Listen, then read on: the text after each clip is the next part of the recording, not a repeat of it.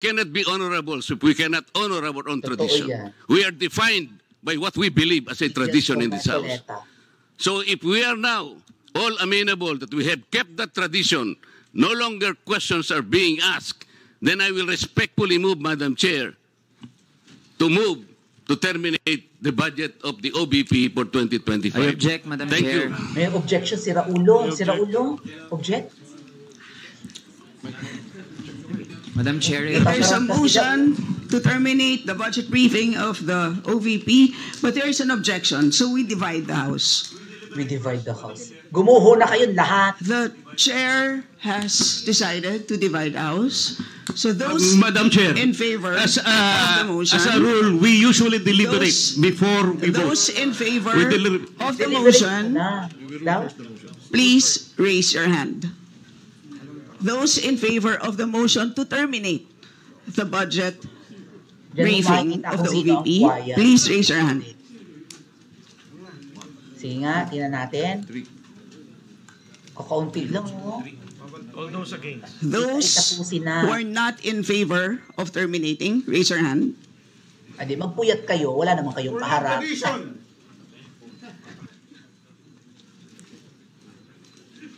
Adi, magpagod kayo. Wala naman kayong kaharap na Vice President.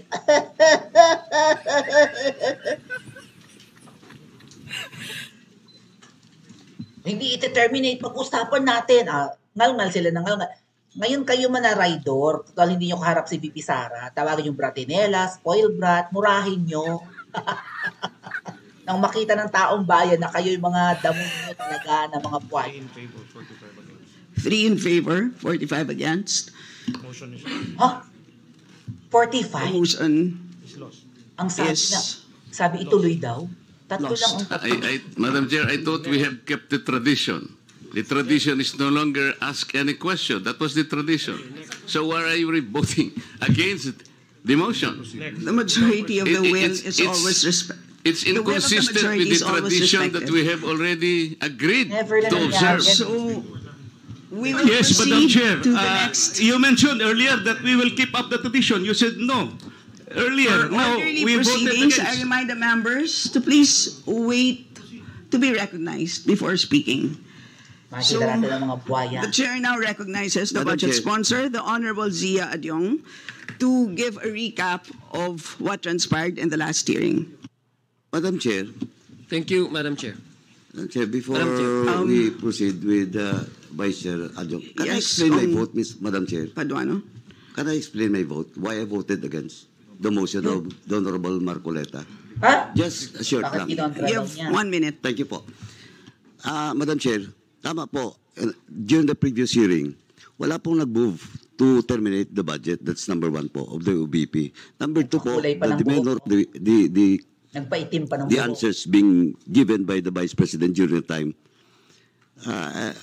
Personally, it does not satisfy this representation. Thirdly, Madam Chair, the courtesy being given to the Office of the Vice President is afforded if she is present in the day's hearing. What? How can you give that courtesy?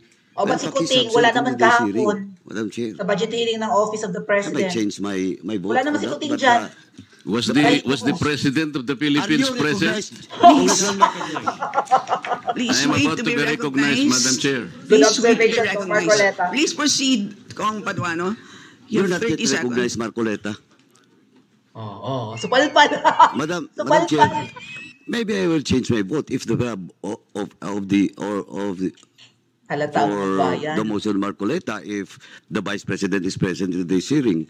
But he's absent. How can I personally vote for that because he's not present in today's hearing, Madam Chair, and that Yes, courtesy supalpalin should be mo ko, given Marcoleta. to Supalpalin. those head of office that should be present during the budget deliberation, Madam Chairman.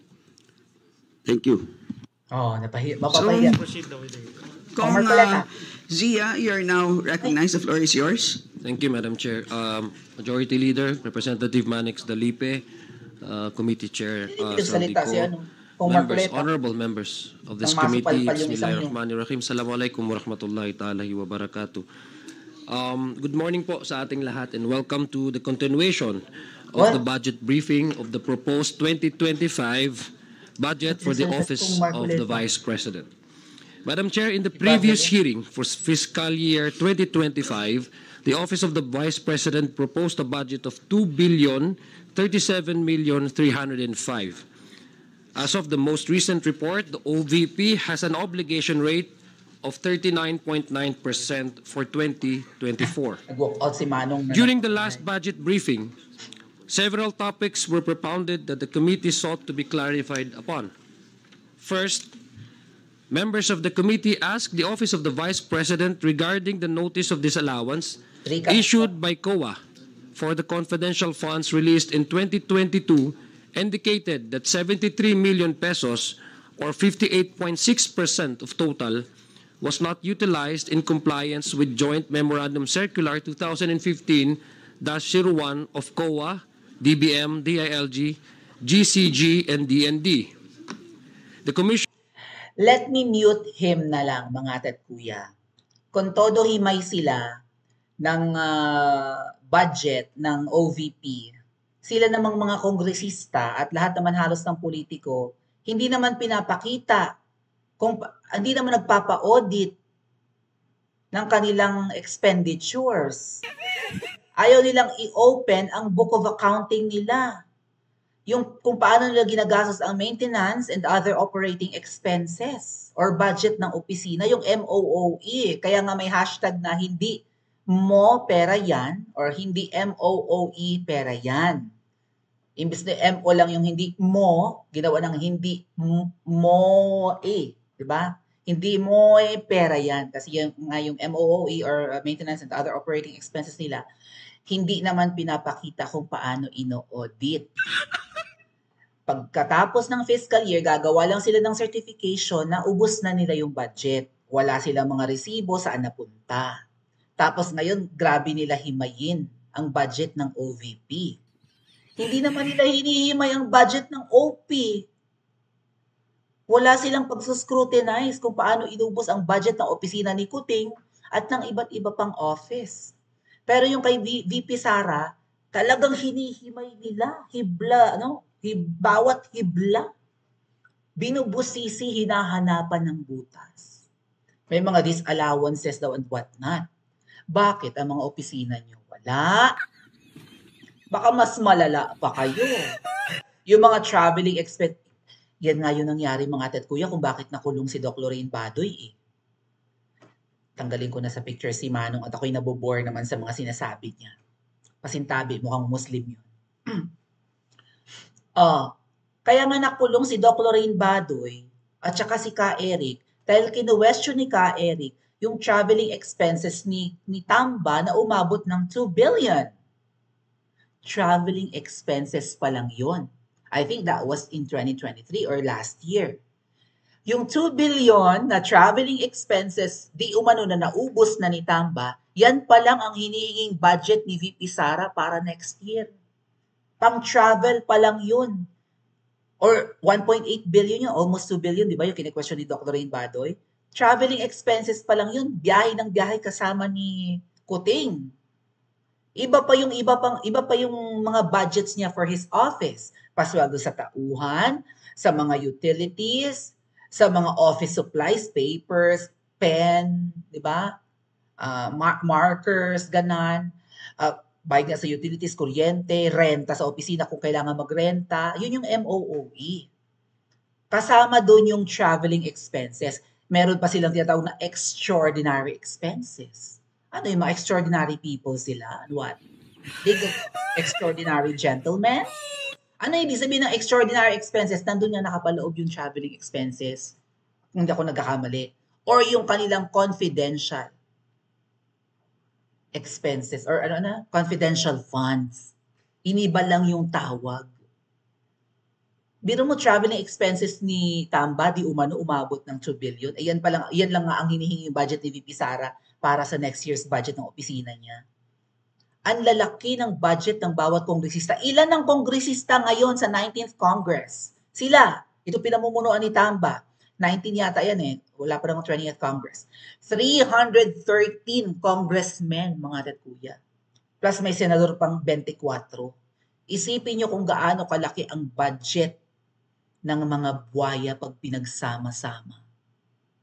Pero kinakalkal ba yan, hinihimay? Walang naghihimay. Unless kalaban ka. Katulad din akong Teves na yan siguro, no? Hahanapan ka ng butas. Pero kanya-kanya silang takip. Mabuti na lang may isang Kong Marcoleta ay nagsasalita na naman. Pakinggan natin. Oh, may sinasabi yata. And so, if questions will still be asked, then the tradition that we have kept so well, that you have said that we're not about to discard right now, will be disrespected again. I thought we understood each other. Kung Marcoleta, we had already voted earlier on that issue. That's on another tradition, matter, so Madam Chair. your point is not well taken. Please proceed, Kong Rog. Maldita, no? Thank Ikaw, you, Madam Chair. So, Bratinela. Madam Chair, I'd like to direct my question to the COA. Madam Ikaw, Chair, I ang understand Bratinela. part of the budget of the OVP was Ito pa rin kontrabida rin yan. Nagpakulong, yan, matabang yan, nagpakulong kay Spokes Harry Roque. Estudyante ni Spokes Harry Roque yan. Okay? Yan yung nagpa-contempt. Hindi lang makondemn si VP Sara, mukhang immune eh. Sino ngayon ang Bratinela? Di sige, alam niyo ang kahantungan nitong kanilang budget hearing, mga ate at kuya. Feeling ko, bibigyan nila ng lowest budget ever si VP Sara. So since wala naman tayo panonoorin sa kanila, manigas na lang sila doon.